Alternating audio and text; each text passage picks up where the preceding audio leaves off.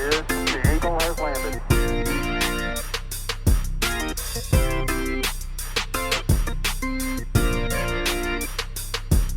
All right, check one, check two. This is it. We are doing it. Welcome to the Cannabis Coffee Hour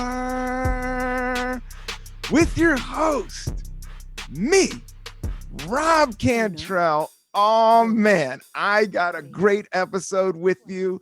For you guys, for you listeners, for you internet freaks. I got one of the funniest guys out there, one of my good friends that I've known from the get-go, the go from the get. He's been on Comedy Central. He's written for W. Kamau Bell's show. He is a touring comedian, has a great album on 800 Pound Gorilla. He's one of my good friends. Give it up for my guest today, super funny, Louis Katz. What's up, everybody?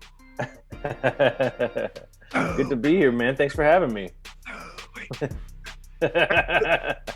Thanks for being on the Cannabis Coffee Hour.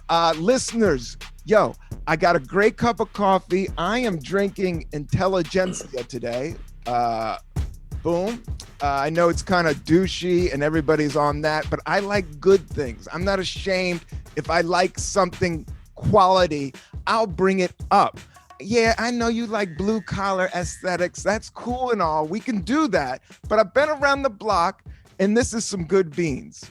This is the frequency blend. So I got a good cup of that. And I got a one hitter packed, a glass chillum. Oh, the nice. Chillum. Just how I like to taste good herb. I got a glass chillum. And this strain is called Sharknado. And shout out to Cloud Cannabis from Michigan. I drove through Michigan and I went to a legal dispensary and right outside of Ann Arbor. But I was double vaxxed and I've already gotten checked out. I got no COVID, but that's what we got. Louis, Yep. Louis, L Katz. How's it going, my man? Good. That Intelligentsia, I think that's from the coffee shop by my in my hometown, I think, right? Like in Los Feliz or Silver Lake, right? Yes. It kind of popped up during, I first encountered it in LA, and it definitely has like a higher LA tinge to it. But it's kind of like Stumptown. It's like LA's version of Stumptown. You know how Stumptown, like, the coffee beans are just a little bit better than Starbucks. It's a little bit raised up, a little bit better than Pete's. And that's Intelligentsia. Like, it's a douchey name, but the font is ill. Like, they got great graphic design. They do have a nice font. I can actually, like, beyond the brand, I can picture trying to go there and seeing the douchiness live, you know? Like, I've experienced it because it's Silver Lake, man. It's like peak Silver Lake, like snobby hipster kind of vibe in there. But if they got good beans, they got good beans. Yeah, they got good beans. The thing about hipsters is they got good coffee. I like good coffee, man. But so does hippies, so does Colombia. So every culture has, and coffee's not the bomb diddy bomb. I know a lot of people that don't even do coffee. Sometimes we talk about matcha on this joint. Sometimes I go good. Yeah. What about mate? What's mate all about? Yeah, Louis, tell me about your morning ritual. Even today, you got a banana in your hand. Tell me about your morning ritual. Let's get to the basics, yo. All right. Well, I got a banana, but this is because I woke up late and I didn't have time to eat my true morning, my true routine. But what I do, honestly, and I know I feel bad doing this on this podcast particularly, but I'm not a coffee guy. I can't drink coffee, man. I get too much. I get very anxious. I ship shit, you know, and it's intense and it's just too much. Like the worst, well, maybe not the worst. Maybe I've only one or two times have I ever been like on a drug on stage and it fucked me up. And one of them was from coffee. I went to this comedian, I think it was JF Harris, was working at a Starbucks. And I'd recently decided, I was like, I'm going to start drinking. You know what? I think every few years I'll be like, I think now I can drink coffee. And I read that like espresso or lattes have a little less caffeine actually, which is counterintuitive, but apparently that's true. Mm-hmm. So I go to see him, and whenever you go, if you go a place where a comedian's working, they hook you up. So he gives me like a double latte, and I'm like, cool, great, what a deal. That's And a man, $10 drink right there. Yeah.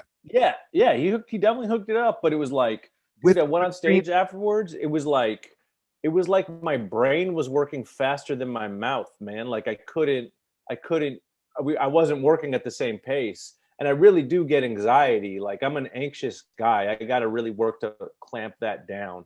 In fact, like shit, I mean, damn, I'm bad for this podcast in general. That's also why I don't smoke weed but what I really want is what I'm looking forward to. It's more about morning ritual. It's more about rituals and vibes and understanding. And it's like playing with the equalizer and figuring out what's good with you, man. Like my brother, he says, he had to cut out like, he'll have one cup, but after that, like mentally he'll fuck him up and he'll pop off like at work and shit like that. So he has to do it. For me, I'm kind of sluggish. I like herb, so it kind of balances it out and it's a good kickstart. And I don't drink booze. I think if I was drinking booze, I haven't. I mean, I had one IPA just because there was no herb around, and I had one the other day and it was nice, but I still was like that boozy. Oh yeah. I had a couple of empanadas. I was goosey, which I like, but I don't know. Everybody has their own thing. What's instead of coffee, are you going like what I'm doing is one slice of lime into the tap water. That's the first thing I drink in the morning. I have a slice of lime and squeeze it into clean water, and I drink one full cup of that. Wow, that sounds kind of refreshing. See, that'd be great. I don't really have that. I guess what I do, I get up and every morning I drink black tea, and usually it's Earl Grey. Love that. Yeah, Earl Grey. So I drink one cup of Earl Grey, then I have a breakfast. Usually my breakfast is either non-fat Greek yogurt and chia seeds or oatmeal with flax seeds. I got to get my fiber. I hit the fiber in the morning. I hit my black tea and my fiber. That's what I do for the day. And then I have. Do you have a brand of black tea? Do you just like whatever's on the road? I do that. That's a big thing on the road is collecting teas. I do that. Oh, hell yeah.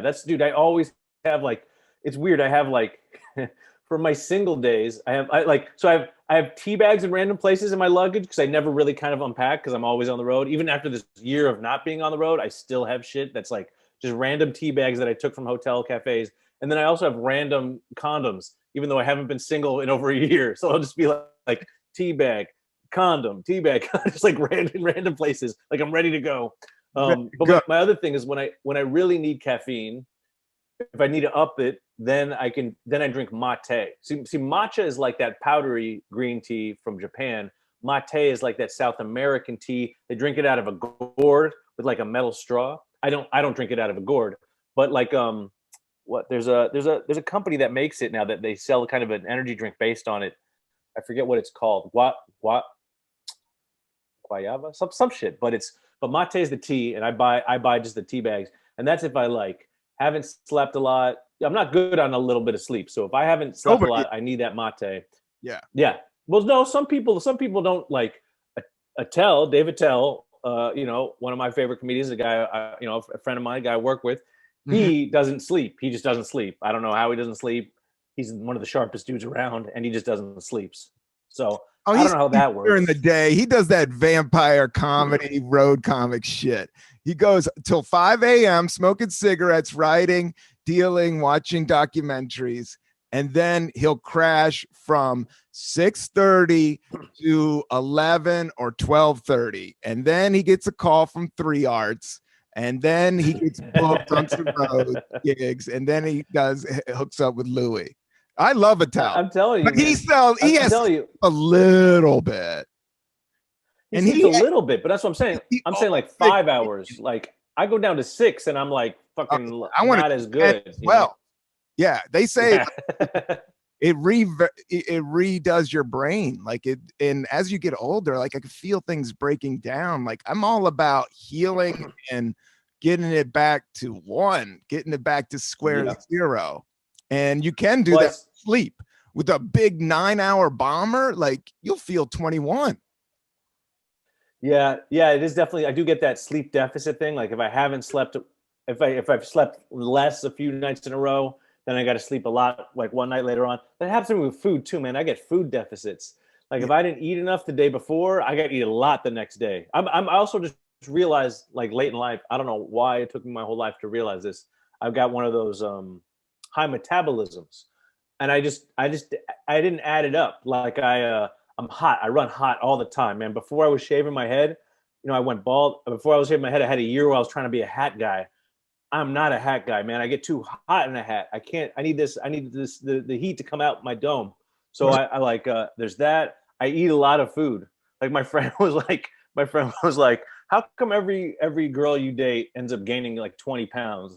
Like, it's because that's what I do, man. I eat. You don't like, skip a meal. No, I can't. I just eat. I need to eat. Like that's not even like. I was just traveling with my brother, and he runs hot too, and we shared a hotel room for a day. And it's hard to do that when you're a middle-aged man. We got separate rooms around different places. This one time we ponied up, and we used to sleep in the same rooms. We don't give a fuck. But he had to have the room super cold. He runs hot too. He was complaining. So when you're in a hotel room, is your move right before to get to bed? Do you ice the room down and go deep into the covers, go polar bear style? I don't like it freezing, but I need it cool in there. I definitely need it cool, man. I can't sleep in a hot room. I like it stuffy. Like I do the stuffy thing. Oh, I do the hell no. I'm almost hazy. Like I like that. I'm in the back of grandma's house and it's just like the next to the radiator. Like it's so hot you have to sleep. Like No, can't do I anything can't do that. else in that sleep. No, some people hate that shit. They kick the thing. Now, my brother not living like that life. He was straight I polar. can't. Not only can I not do that, I can't. And this is gonna sound very bougie on some intelligentsia coffee bean type shit. What? I can't sleep in synthetic sheets, man. I need cotton sheets. I can feel how hot a synthetic sheet is. As soon as I get in, I start heating up. I'm like, I could feel that this isn't cotton. I need cotton sheets. Shiny, that shiny type of top cover that they use in like lower mid-grade hotels. You ain't fucking with that shit. Like you're not putting that on top. It doesn't breathe. You got to have scrap. Exactly. Or sometimes I got some socks and I'll realize too late it's like some kind of fucked up blend. I gotta ditch those socks, man. I need cotton on my feet. I need cotton, man. Cotton's where it's at. Yeah, with socks. But are you still fucking with white socks? I got a bunch of white socks, but I got these. I'm all about the Pendleton, like these nice socks. I got like 3, and they breathe great. They stretch right on. They don't hold up. They're not wool, are they? I don't know if they're wool. They're a Pendleton, like a Pendleton shirt. Those are like nice grandma style shirts and shit. Yeah, but those are wool shirts, Yeah, they are. Pendleton shirt's like a wool shirt. I think it's a cotton blend. It has to be a blend because it doesn't feel like a business sock. It doesn't feel like I'm gonna go for a job interview, but it doesn't have that Odell's like white sock, where the funky. I got them. I got a ton of them, but you put them on jeans and you got your shoe, and then you just got this white athletic sock. It just it throws your game off. You don't feel like you're about to spring on the backboard. Yeah, well, what I try and do is I got 2 kinds of socks right now. I'm running on like some white, like no show or very low cut socks, so that I pretty much can either, if they're not no show, I kind of can pull them forward in the shoe so they're not really showing. Ooh, or I got some. Yeah, not really ankle. I really try to get the no show, but I find that a lot of the no show they still show. But you don't want chin action. You're just like, I don't want anything. I don't just pull this up is for hot days. Yeah, hot days. Yeah, I stay in my shoe. They're nice. Yeah. And then I got a series of like nicer like pattern socks that aren't white. But what I've been seeing is that like, man, do you got any joggers? Do you wear joggers? Yeah, I do have. I have like 1 or 2 during the hot summers. Those things are fucking money. Oh, well, they are, except unless sometimes they for me, they trap the heat into my leg. You know what I mean? I got my waistband and then my ankle band, and now all this heat is just riding around my crotch and recirculating down my legs, man. I can't have that. No. So I gotta go. So anyway, but I seen kids rock like the jogger, but with the white socks pulled up over the ankle, which is like a crazy, like, I mean, like, I don't know if I can pull this off. They kind of look a little bit like samurai or some shit. So I kind of dig it like that. But it's like, I like this look because it fits the big sock in. It's like kind of like if you're gonna paint a wall, if you know about painting, what do? You got to give it the first layer, you got to give it the and then everybody's like, that sucks. And you're like, yo, man, there's 3 more layers I got to do. You're not even seeing the next layer. It's going to pop. Wait, just give me a minute. Put a couple layers on there. Yeah, man. It's like painting your ankle with socks. You still rocking boxer shorts? Like I've phased out of boxer shorts. I think humans are changing physically, or maybe I'm just getting older, but I do have a couple good, nice pair of boxer shorts, but I've mostly gone straight on, like, just athletic models. I'm gonna play not jockey. I like the half and half, just like the runner short, like, kind of what they make now, like jockey, but not tighty white. I ain't rocking tighty whiteys. Boxer briefs. Boxer briefs. Like they got to grab my nut. They got to support shit. The thing about boxers, they let everything fly. Man, you can't be doing a over 40 jumping jack without some support for those nuts, man. It's like really too much. Like I've tried to do jumping jacks naked, and it's just like, it hurts, man. Just balls everywhere. But I actually have a special kind of underwear that I look for. I bought these underwear. I bought it in bulk because it was so hard to find them that when I finally found them, I just bought a bunch of them. I still have some in a package that I haven't opened yet. But my thing is, they stopped the thing that they're just some jockey brand boxer briefs. Brown the right cut. Well, here's the 2 things that's very hard to find. One, for some reason they took the fly out of underwear. I don't know who the fuck decided to take the fly out of underwear, but there's no fly now. Oh, really? Yeah, man. A lot of them have no fly, and I like to use the fly. I think the fly is important. Some Fly's people come in hand don't. a couple times. Yeah, man. I don't want to pull my dick up over a waistband.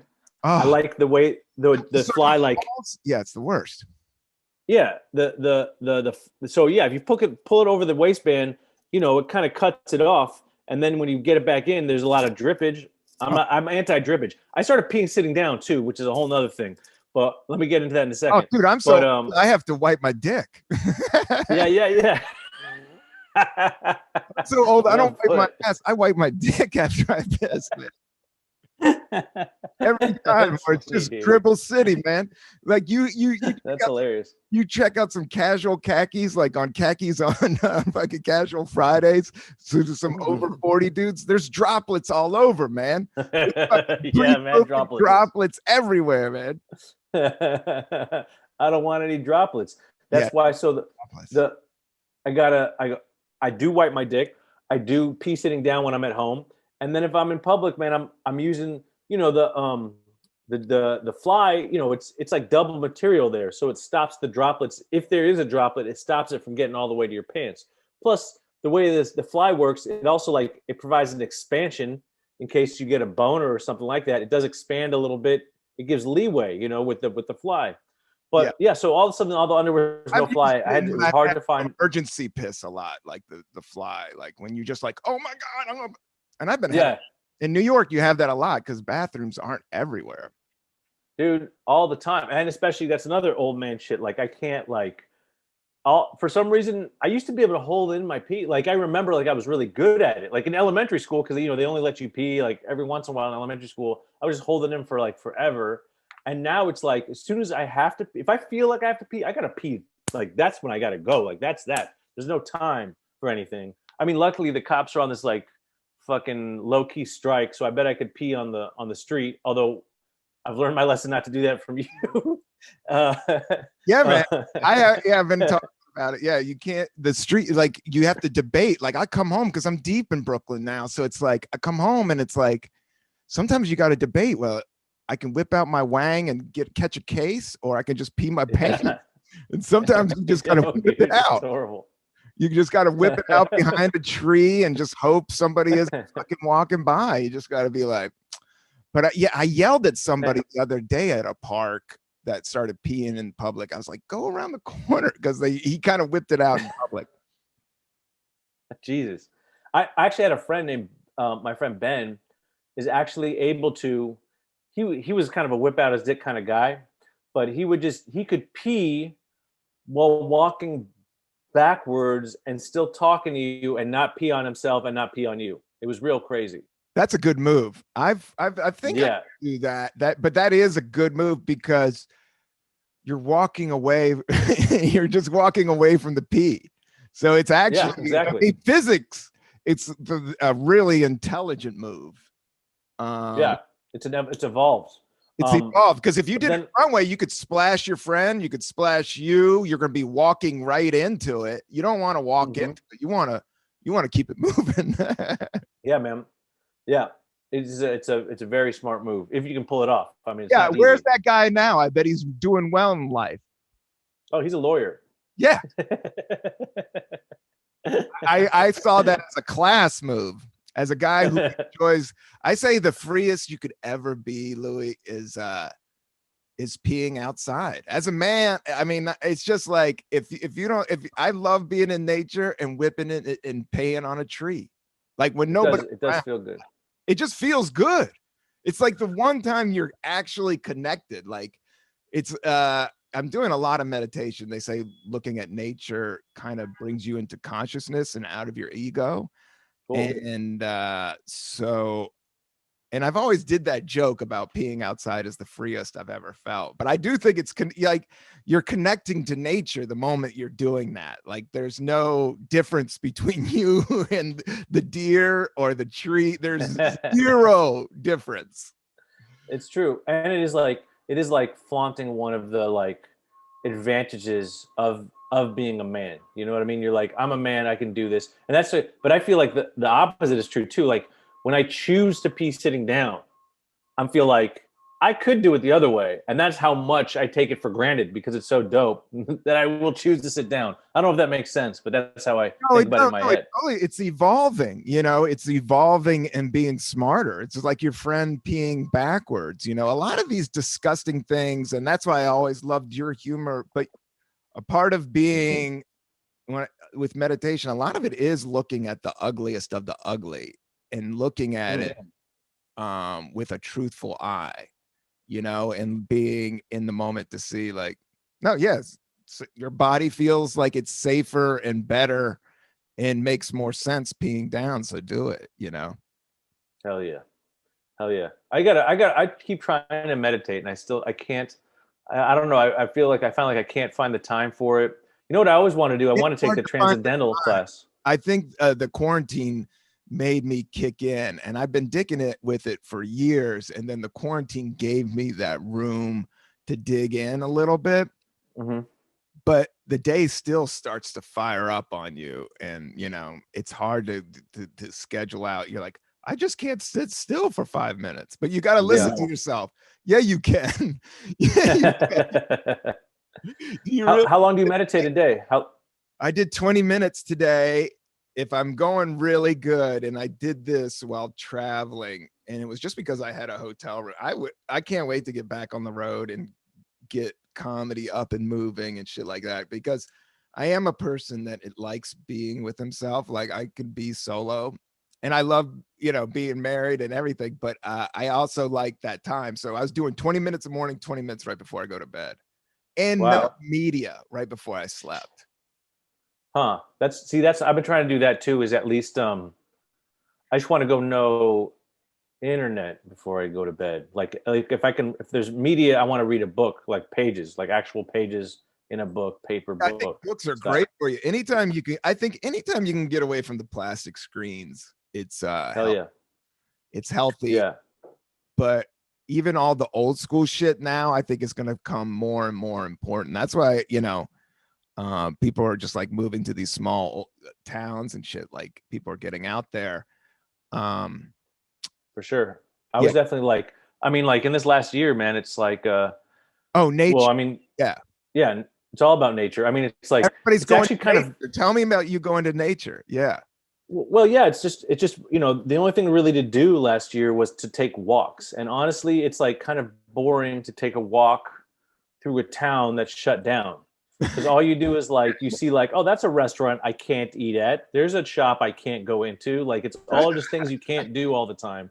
It's much nicer to walk through nature, it's like perpetually interesting. Nature is, Always and different. even Yeah, it's always like you think it's like simple, but no, it's highly complex, and no step in nature is probably exact as another one, because there's always a different leaf, or if it's a boring tree, it's a different boring tree, Yeah, it's like it's it's like where I'm really reminded of that. Well, that's true in any kind of natural setting, but do you ever go to Joshua Tree out in California? I've been to a lot of places, but then there's my bucket list. There is like a good 5 or 6 that are probably on the top 5 or 6 of all time for everybody that I haven't been. And Joshua Well, Tree is one of them. Hawaii is one of them. And New Orleans. oh yeah, 3 places I oh, have never been. all 3 of those are dope, man. You gotta check them all out. But for real. But Joshua Tree is like, it's a trip because it's a desert, so it really does take you like slowing down, instead of, because you could hike through the forest and you're like kind of seeing it, trees, mountain. The desert, you're kind of looking out, you're like, well, this is just a desert. But if you look closely at the rocks on the ground, and there's so much tiny variation, like you're saying, if you slow down the pace and look around, you're like, wow, there really is a lot to look at and a lot going on, a lot of variation, a lot of different kinds of beauty there. I mean, it's a cool Like spot, Mars. man. I've I been to definitely dig it. Moab. It's like I've never been there. Yeah, Moab's a trip. It's really like Mars. Yeah. Like but I could see Joshua, I want to go out there, and it's so wide open spaces, everything's so cramped up here, that level of openness and nothingness is like, just to experience it. If you don't know it, you don't know it. And then the heat slows you down, like temperatures slow you down, like you can't move fast. Yeah. in like Miami, or like a hot ass place like Jamaica, Yeah. or the desert. You got to chill out. But yeah, you talk about nothing being around. Like so when I went there, I was there in January in Joshua Tree, and it's one of these places. I forget there's a name for it, but they have these parks that are designated places where like you can get almost like total darkness, like at night. Like you can go to places where there's no light pollution at all, and so you can just see like so many stars. So I like drove out. I waited till the moon set, which I didn't know this, but the moon sets way earlier. I thought the sun and the moon were just kind of like taking turns. Like when you're up, I'm down. When you're down, I'm up. But the moon sometimes sets just a few hours. It's like lazy about its job. Like the moon is just like, fuck it, I'm done. Like 10 p.m. the moon will set for some reason. And then I waited till the moon set, and then I went out there, man. And me and my girlfriend, we laid down blankets and then just lie down and like looked at the stars. And apparently it takes like 10 or 15 minutes for your eyes to adjust to like there being no light. So we just waited and waited and waited. And then we just like looked up there, and it was really cool. I saw so many stars. Growing up in the city, you're not used to seeing that many stars, and man, you can see so many. Dude, that just painted the best picture for me. I mean, it's I haven't been out there but this place with no light whatsoever, like you see everything, and it starts to just it's like bugs, all the stars. It's like this living thing, and some are firing this way, and then some are so bright that you're like, holy shit. Yeah, you know what it ends up being is that like there's like layers, because you're already seeing like not anywhere, but most places you can see like the brighter stars, but it's like there's like dimmer stars behind that, and there's like a depth to it almost. Yeah, there's crazy. Yeah, and you're like, oh, that's only 5 stars, but if you look closer, it's like 500,000 stars. Yeah, it's nuts, dude. And we saw some cool like comets and stuff. It was awesome, man. It was really cool. I mean, I guess in retrospect, my friend was like, yeah, you're lucky you didn't get like bit by a scorpion when you're lying there on the ground of the desert, but we didn't, so it's all good. Yeah, it could be gnarly. You didn't have any flashlights? You got a halogen pin or something? We had a flashlight to walk out. We like parked by the side of the road, took our flashlights out there, and then turned them off and just lied down, stared at the stars. It was awesome. Yeah, brilliant. And it was known as the place to not have any light. Was it like known for that area? Yeah, I forget. There's a term for it, like zero light. I forget what the term is. There are No, these parks. street lamps. Yeah, there's probably on all the roads around there. They don't have street lamps and shit. Yeah, not only do they not have street lamps, but there's a name for these parks where you can get 100% total darkness, Oh and my they preserve it for astronomers and stuff, like so they can like really go out there and look at the stars. And Was what I it really want to clear see. night? Was it known to be a clear? Like every night's probably like dynamite there. No, it was a very clear night. No, some night, sure, some nights it's cloudy, but it was a very clear night. And we just had to wait till the moon set. That was really the key. But what I really want to see is during summer, you can see the Milky Way out there, and that's what I really want to see when you can see that, because that I've never really seen that. You That see always tripped me out. that line of cocaine that shoots across. Yeah, dude, totally. Hell yeah, space coke. It And is it's like, coke, man. and it's I never knew We're about it. riding that thing. We're riding that thing. Like, and that's one of so many others. And that's just the lip of it, man. You're seeing Yeah, it's crazy. Milky Way. But what always tripped me out was I was like, if we're in that, how come we could see it? And I had an Uber driver once who was this Persian Armenian dude who's also like an amazing nighttime astrophotographer or whatever. I follow him on Instagram now. He's got beautiful photos. And so he taught me like all this stuff about like the reason it's like that is like the Milky Way is kind of like a loop. So if we're on one side of it, you can still see that even though we're in it, you can still see the other side of the loop, if that makes sense. Do you know what I mean? Yeah. That's awesome. I've never even thought of it that way, but you're right. Yeah. Because Yeah. riding That was great. Way. I wonder why it's called the Milky Way. Is it's just so bright and It's clustered? milky, man. What do you mean? You know why? It's milky. Yeah, I guess it's milky. Yeah. It's got big load out there. That's just out into space, man. There's just so many parallel universes. Yeah, that's what's so crazy about nature and life. And like, dude, it's so much bigger than our little heads even can like comprehend. Like at that point, when you start talking like solar systems, like, galaxies. Yeah. It makes you know, I mean, that talk about ego killer, like that's just like the big one. Like you're like, oh my God, this place is just so gigantic, dude.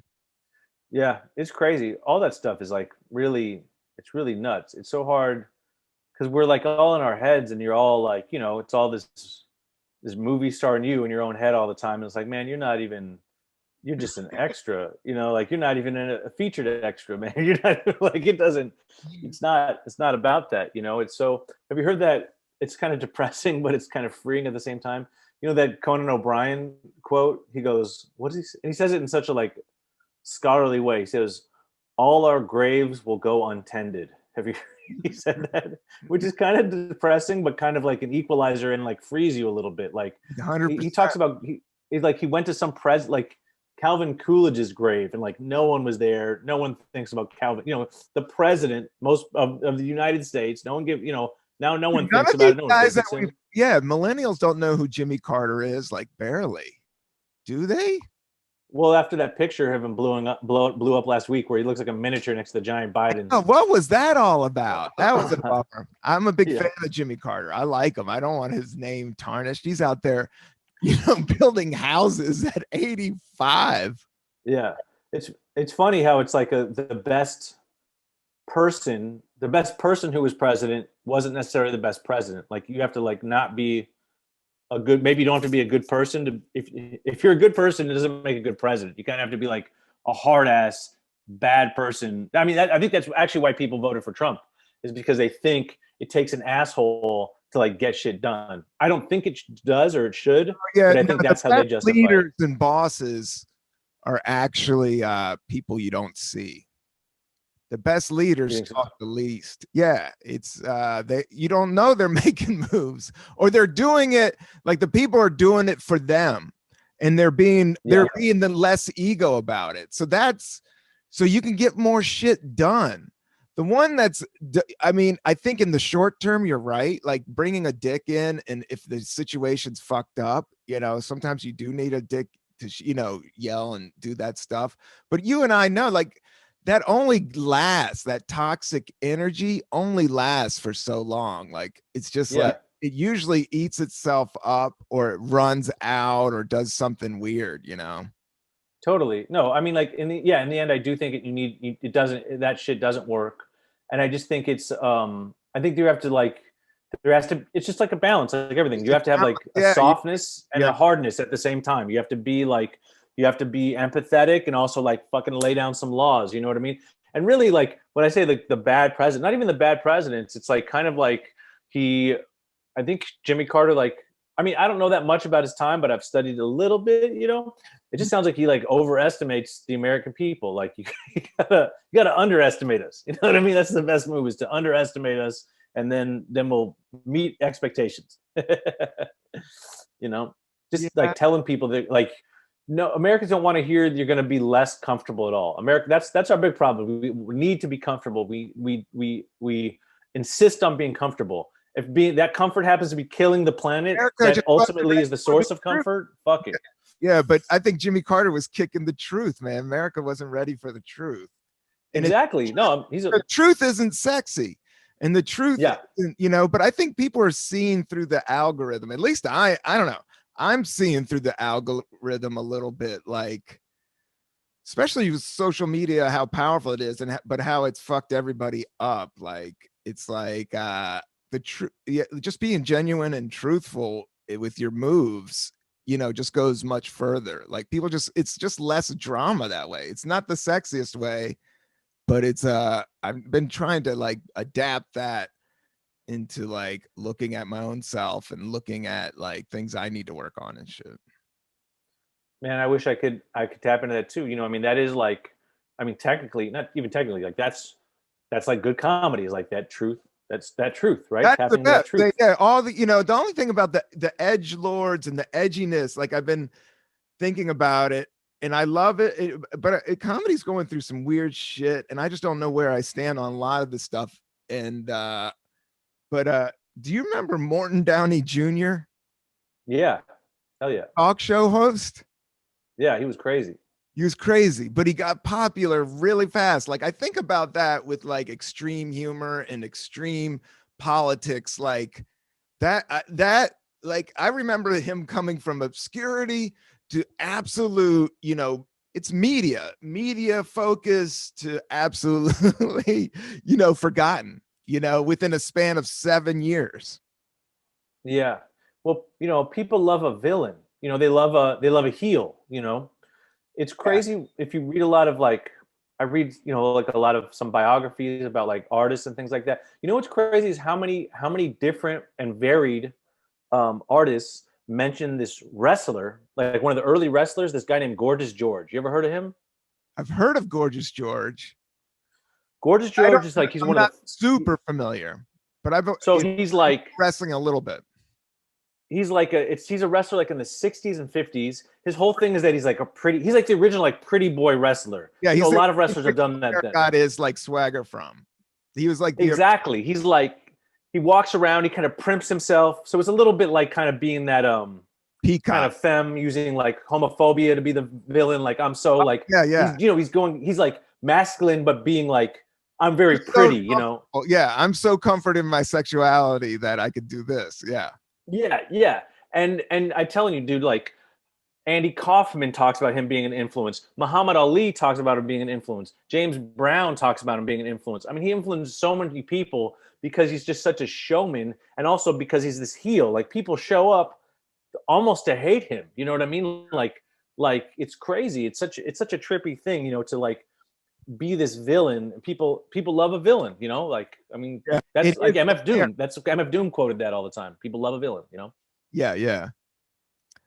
Uh yeah, you know, it's that like there's bad people do good things and good people do bad things. Like it's just Yeah. then lately I've been trying to not even look at people as being good or bad, you know, just being as, you know, seeing the truth in the moment. Yeah.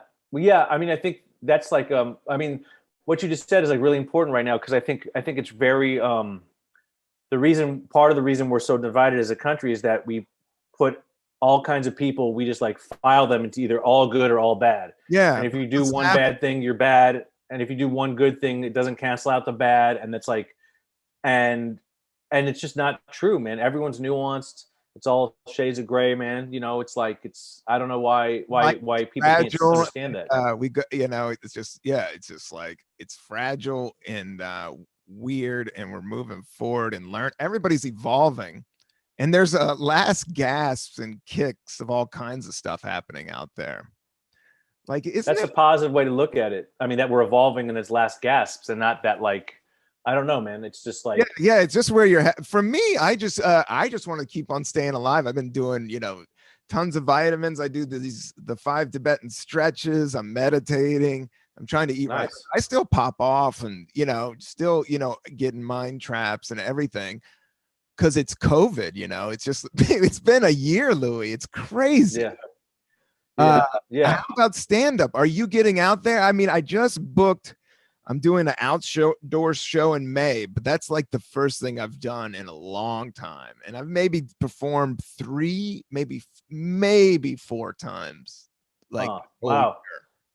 Well, I mean, first of all, just say like, don't sweat it. Like, you got the chops, man. You've been doing it long enough. It's gonna come right back to you. I mean, like, I know. so don't worry about it. I wanted to take some of the chops off. Yeah. 20 years. So it was like a lot of the nuanced stuff. Like, I've done the rodeo so much, the stage rodeo. You could say whatever about, credits or whatever, but in terms of stage time, like I've been on a lot of stages. So, now I'm at a point where I want to pick and choose a little bit more coming into this thing. For sure. I feel you on that. But 'Cause yeah, who does? Some people don't even live 20 years. I know, dude. I just realized That's a real 20, dude. I started in 99. Anybody knows this? I saw Louis' first set. Like, I was like a year and a half in, and Louis was a senior at Berkeley, and it was at the Java Source. I remember the first time I met you was the first time I saw you on stage, man. And you had all your friends there. And I love coffee shop. That was a great coffee shop, great stage. Yeah. Louis killed that night, had funny material. Thanks, man.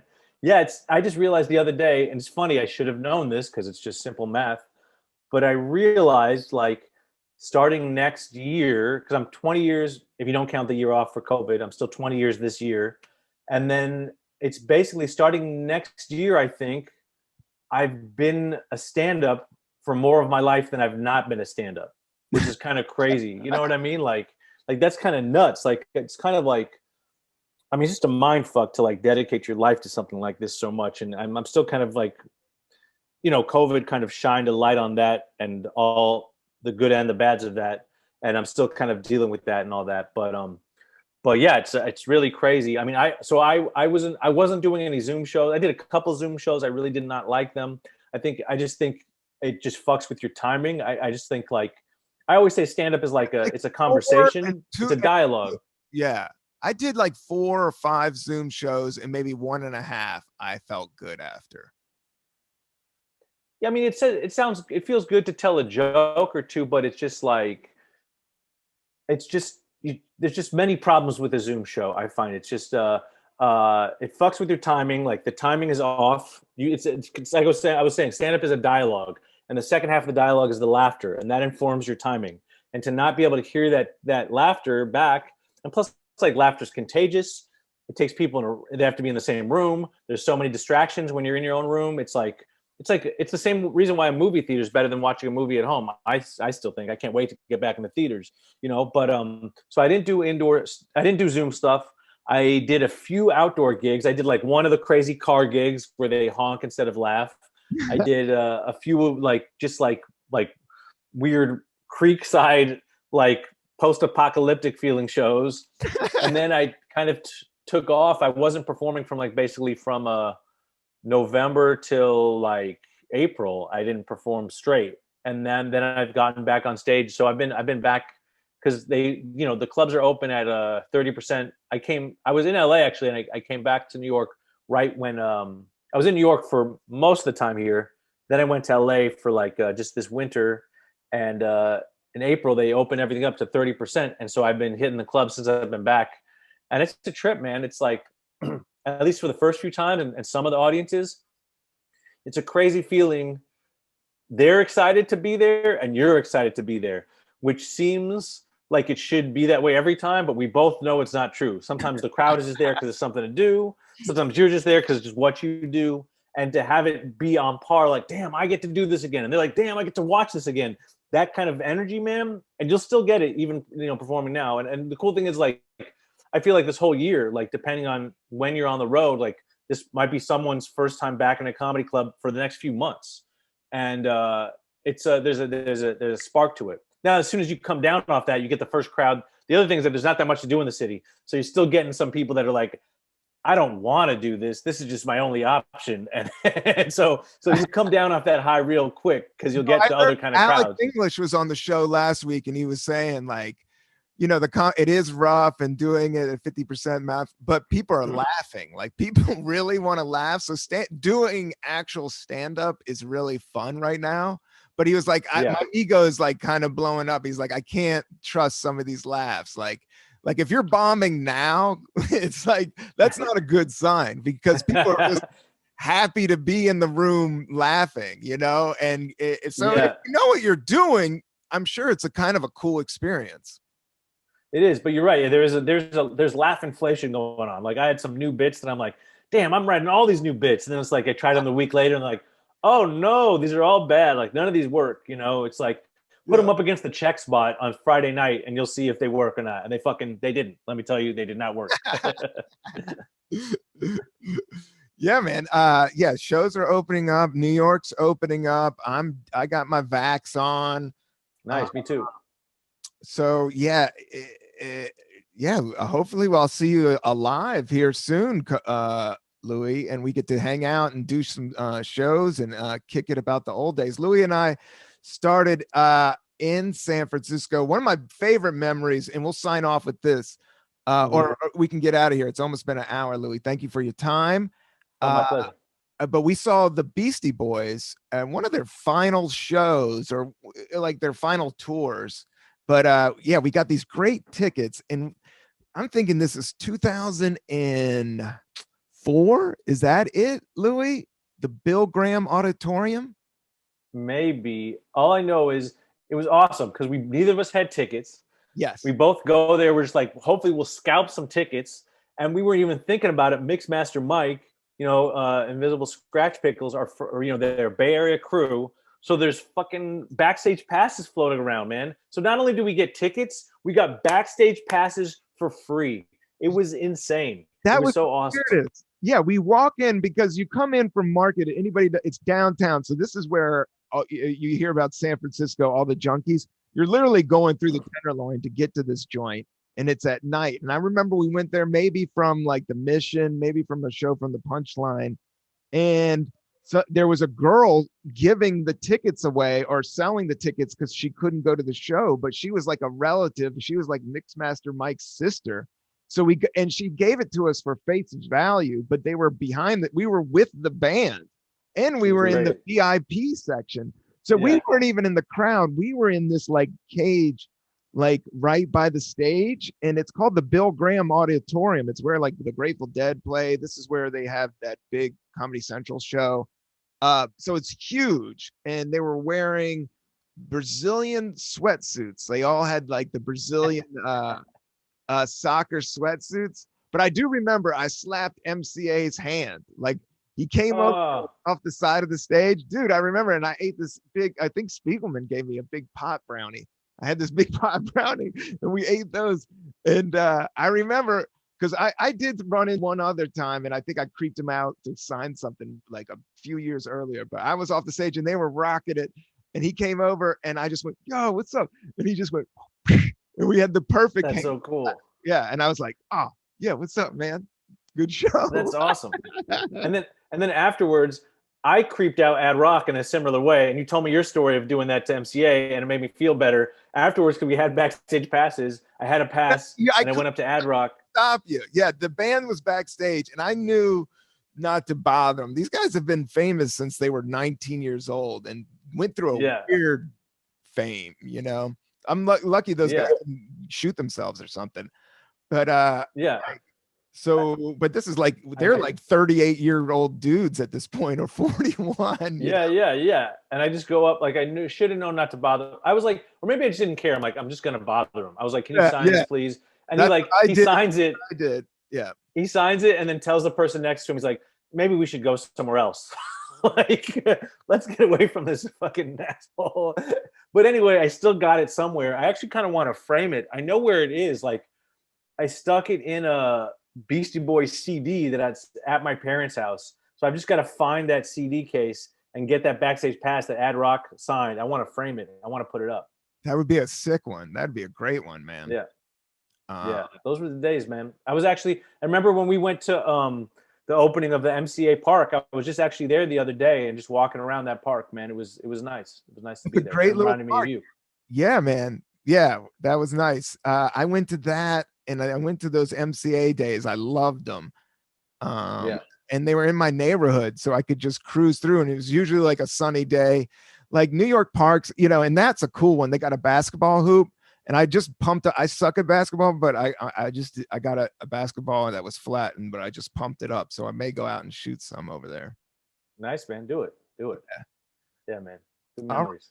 Yeah, great memories, man. Let's make some more in the future, Louis. You want to plug anything just to get out, or just tell people where they can listen to you, or if you got some major show you want to tell? Yeah, man. Just be sure to check out my albums. You can download them on iTunes. You can stream them. Thank you. It's the first one's called If These Balls Could Talk. Second one's called Catskills. You can, if you don't want to download them, you prefer to stream them. It helps me out if you stream them on Pandora, because we see money off that. Start a Pandora station, put Louis Katz in there, and then just follow me on all the things: Twitter, Instagram. I haven't been posting a lot, but that's about to change. And it's Twitter's still coming on. Yeah. It's at Louis Katz, and that's LouiSKATZ, or at Louis Katz Comedy on Instagram. You know how to spell comedy. I'm not going to spell it for you. And just check me out on there. Yeah, check him out. Check out my man, Louis. I love you, Louis. Great seeing you. Thank you for taking your time to do this. And shout out to the matcha tea, the black tea. Shout out to Intelligentsia frequency blend. Thumbs up, bros. Shout out. I got these cinnamon mints, Saigon cinnamon, but these are Petra. These are like gram THC cinnamon mints that I got from Cloud Cannabis in Michigan. They are great.